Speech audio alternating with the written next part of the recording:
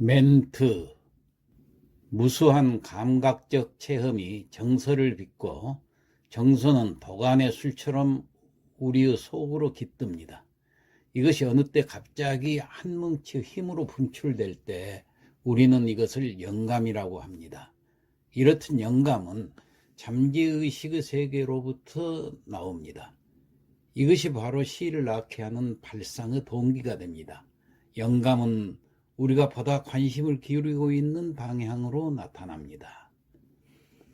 오늘 시의 개념 파악 두 번째 시간입니다. 지난 시간에는 형식에 따른 시의 종류를 살펴보았죠.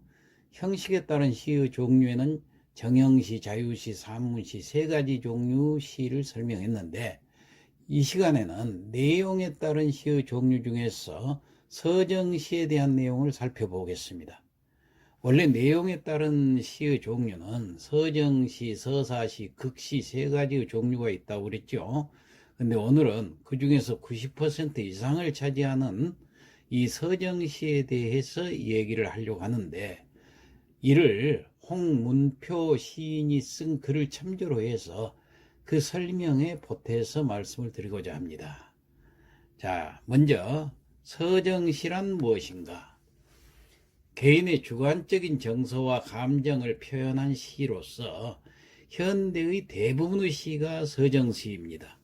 한자로 이 서정이라고 했을 때 펼서자 뜻정자를 쓰는데, 편다는 것은 표현한다는 뜻입니다.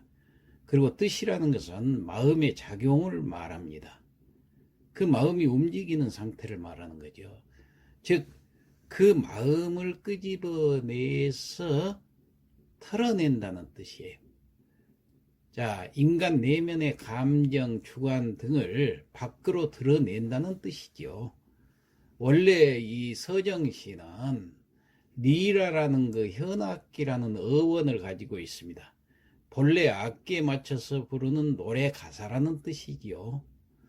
그러다가 점차 읽기 위해서 쓰여진 시로 발전하는 것입니다. 그러니까 개인적인 감정을 리라라는 악기에 맞춰서 부르던 노래를 글로 쓴 것이 오늘날에 와서는 서정시가 된 것입니다. 처음에는 노래였죠.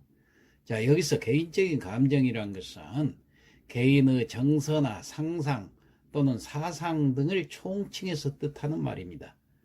그러니까 간단히 말해서 시인의 마음을 드러낸 것이라고 생각하면 되겠습니다. 자, 그럼 서정시 한 편을 감상해 볼까요? 강물, 천상병. 강물이 모두 바다로 흐르는 그 까닭은 언덕에 서서 내가 온종일 울었다는 그 까닭만은 아니다. 밤새 언덕에 서서 해바라기처럼 그리움에 피던 그 까닭만은 아니다.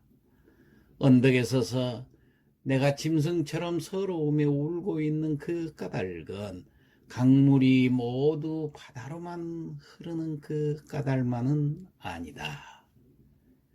자, 언덕에 올라서 강을 바라봅니다. 강물은 모두 바다로 흘러가지요. 시인의 눈에 비친 강물은 기쁨의 강물은 아닙니다. 서럽게 흘러가는 강물입니다. 시인은 강물에게서 서름에 겨운 자신의 모습을 보게 됩니다. 마침내 시인은 자신이 서럽기 때문에 강물도 저렇게 서러워하며 흐른다는 인식에 다다르게 됩니다. 그러나 그 까닭만은 아니라고 합니다.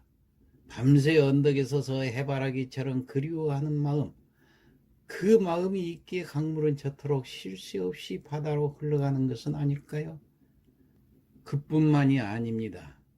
꿈을 펼칠 수 없는 일제 말기 혹은 50년 때 이 땅의 젊은이들은 짐승처럼 울부짖을 수밖에 없었을 것입니다. 그렇게 울부짖으면서도 강물은 바다로 흘러들 수밖에 없습니다. 젊은 영혼의 처절한 절규가 들려오는 듯합니다. 그런데 이 부분에서 묘한 반전이 있습니다. 앞의 연들에서처럼 강물이 모두 바다로 흘러가는 것은 내가 짐승처럼 서러움에 울고 있는 까닭이다가 아니고, 내가 짐승처럼 울고 있는 까닭이 바로 강물이 바다로 흐르기 때문이라고 의미를 전도시켜 버리는 것입니다.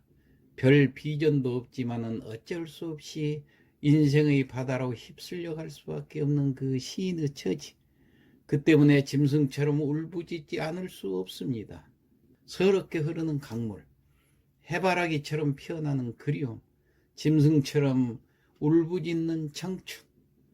고뇌하는 청춘은 아름답습니다. 청춘의 고뇌야말로 인생의 가장 값진 보석이 아닐런지요. 이것을 서정시로 보여준 것입니다. 자, 이 서정시도 주제에 따라 주정시, 주지시, 주의시로 구분할 수가 있습니다. 이 주정시는 인간의 정서나 감정을 주된 내용을 하고 있고 개인적이고 주관적인 성격이 강합니다. 서정시는 대체로 그래서 이 주정시 속한다고 말할 수가 있죠. 자, 다음과 같은 시를 특히 주정시라고 하겠습니다. 모란이 피기까지는 김영랑. 나는 아직 나의 봄을 기다리고 있을 테요. 모란이 뚝뚝 떨어져 버린 날 나는 비로소 봄을 여인 서름에 잠길 테요. 5월 어느 날 그 하루 무덥던 날 떨어져 누운 꽃잎마저 시들어버리고는 천지의 모란은 자취도 없어지고 뻗쳐오르던 내 보람 서운케 무너졌느니 모란이 지고 말면 그뿐 내 한 해는 다 가고 말아 360날 한양 섭섭해 오옵니다. 모란이 피기까지는 나는 아직 기다리고 있을 테요. 찬란한 슬픔의 봄을. 우리가 잘 아는 시죠. 이 시에서 시적 화자는 자신의 슬픔을 직설적으로 드러내는데 주저함이 없습니다. 서름이라든가 서운케, 섭섭해 오옵니다 등 자신의 정서를 직접적으로 표현하고 있죠. 이처럼 자기 감정 위주로 표현된 시를 주정시라고 합니다. 그렇다면 주지시는 어떤 시를 말할까요? 주지시는 인간의 감정보다는 지적인 측면을 중시해서 관념의 의식, 지성을 표현하는 시를 말합니다.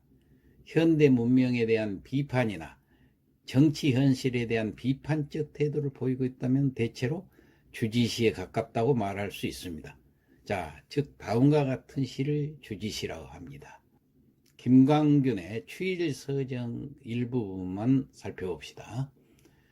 낙엽은 폴란드 망명정부의 집회, 포화에 이지러진 도른시의 가을 하늘을 생각해 한다.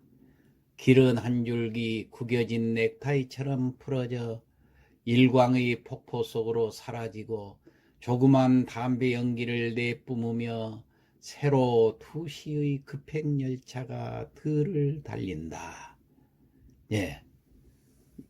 이 시가 바로 이제 주지시라고 할 수 있는데, 이런 그 낭만주의 시의 감상과 반대적인 것이 바로 주지시의 정서입니다.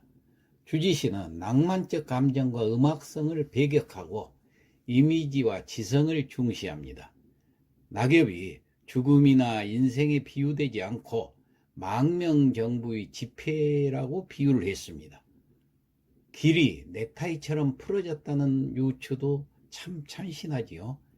이런 점에서 낭만주의와는 이질적인 신선한 감각을 느낄 수 있습니다. 시각적 이미지의 효과도 거두고 있습니다.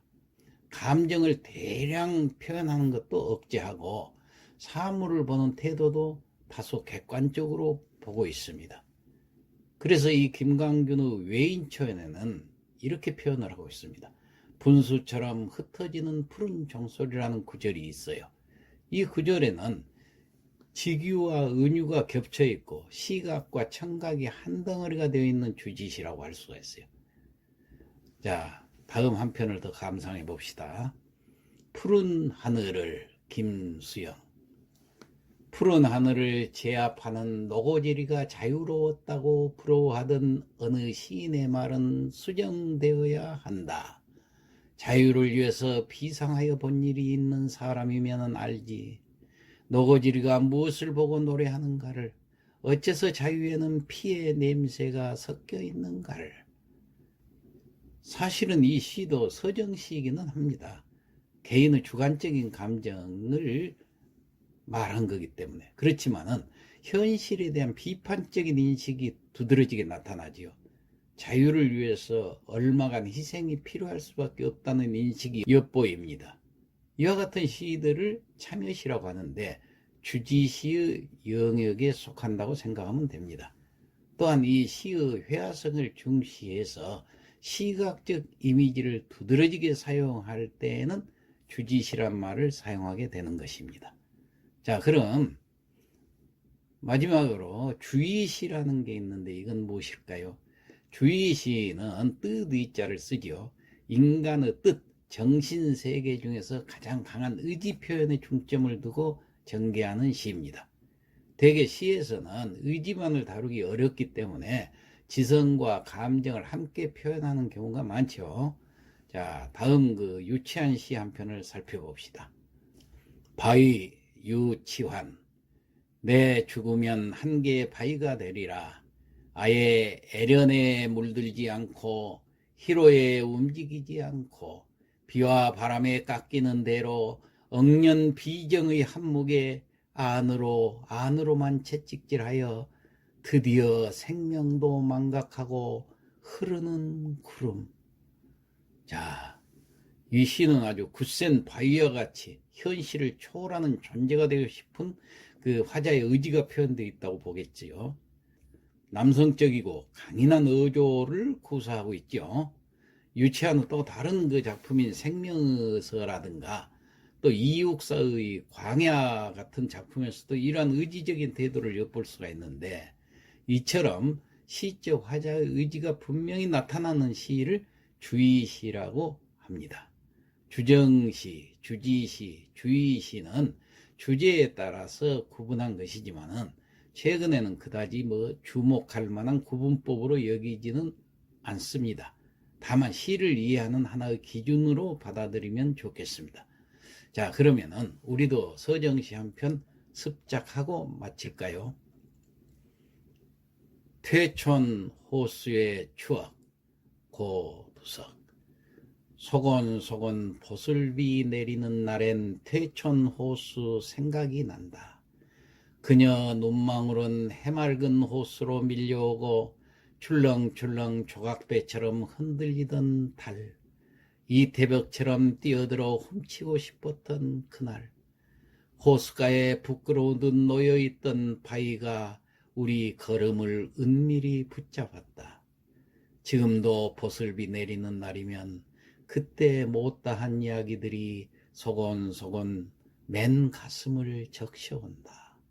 자, 이 시는 시인의 마음이 진솔하게 드러냈기 때문에 서정시라고 하겠습니다. 사랑했던 사람과의 추억을 먼 훗날 다시 상기해보면 더욱 아름답게만 느껴지는 법입니다. 화자는 그날의 추억을 가감없이 진솔하게 표현해내고 있습니다. 우리 누구나 일상에서 잊을 법한 사랑 이야기를 들려주고 있죠. 이렇게 쉽게 쓰면 시가 됩니다. 자, 오늘은 여기에서 마치겠습니다.